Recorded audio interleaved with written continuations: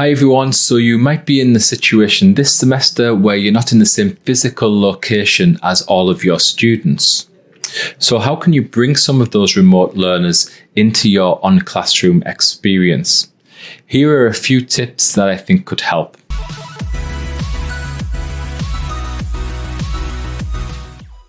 The first is in the design of your session. So if you can chunk up your time and see your session in a series of chunks or components, then you can have a lot more flexibility. So rather than seeing your session in relation to the delivery method or time allocated to that session, if I view it in a series of components or chunks, and I think about how those chunks are related to my intended learning outcomes, then I can think about the sequencing of that session. Now, kind of going through this process helps you, and especially in relation to the next tip that we're going to talk about, and it also helps your students have a nice visual overview of the session ahead.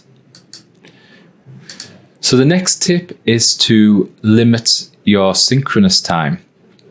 And that might sound strange or counterintuitive, but if we define synchronous as live teacher-led delivery, that can be either in the classroom or live online through a video conferencing app, then reducing this time, or more accurately, making this synchronous time more intentional or purposeful, is a good approach generally in learner-centered education.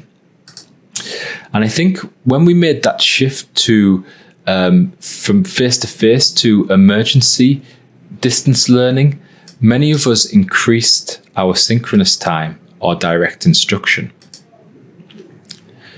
But it's worth remembering that from the student's perspective, listening doesn't necessarily lead to them learning.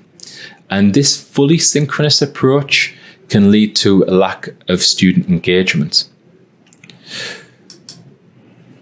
Therefore, more asynchronous activities that are not directly led by the educator, that provide time for students to think and process information, to have opportunities to discuss with others, and of course opportunities to do, to apply a concept, for example, to practice a skill, can lead to an improved learning experience. So what does this look like? Well, if we look at our session again in terms of synchronous versus asynchronous, and we can purposely increase the asynchronous by giving opportunities for learners to develop their self-directed learning skills, by providing activities to read, listen, watch, create, or do at a more kind of personal pace, either on their own or collaboratively with their peers. So this takes the emphasis off you to be switched on and delivering both physically and to remote students, and it also increases the quality of the learning experience, as the synchronous time is generally then more purposeful and used for the educator and students to gain further understanding or guidance if needed.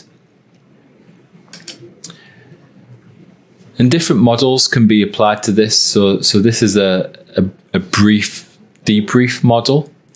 And this model, the educator provides a short synchronous overview to the session and a debrief and discussion at the end to identify understanding, highlight achievements, and any key takeaways. The majority of the session, however, is spent asynchronously, working in groups or individually, with or without guidance from the educator, depending on the amount of scaffolding needed. This highlights a slightly different approach where a topic is introduced, and then students are asked to go and do an activity, again, either individually or in groups. Some assessment of understanding of that topic is given, formative assessment. And then another topic is delivered, and it follows the same process. before a teacher-led kind of summary at the end of the session. This could be switched around a little bit, and instead of the synchronous time being spent by the educator delivering the topic, that could be packaged into an asynchronous component. So, for example, it could be recorded into a video, and it's made available for the students to watch through in their own kind of time and pace. And then the session starts with an activity and some assessment.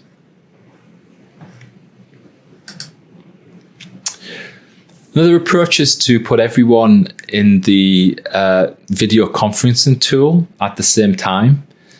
And this allows for breakout rooms and extra kind of interactions to happen through the chat functionality. So whether the students are remote or in person, the kind of main form of delivery is through the video conferencing tool.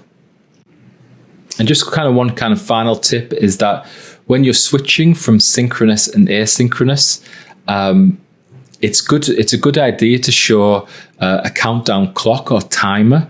When you release the students into the asynchronous time, you could set the time for 5 minutes so that everybody's very clear of their allocation of time and when they need to come back. So I hope these few tips were helpful. Again, if you have any others to share, please share them with us.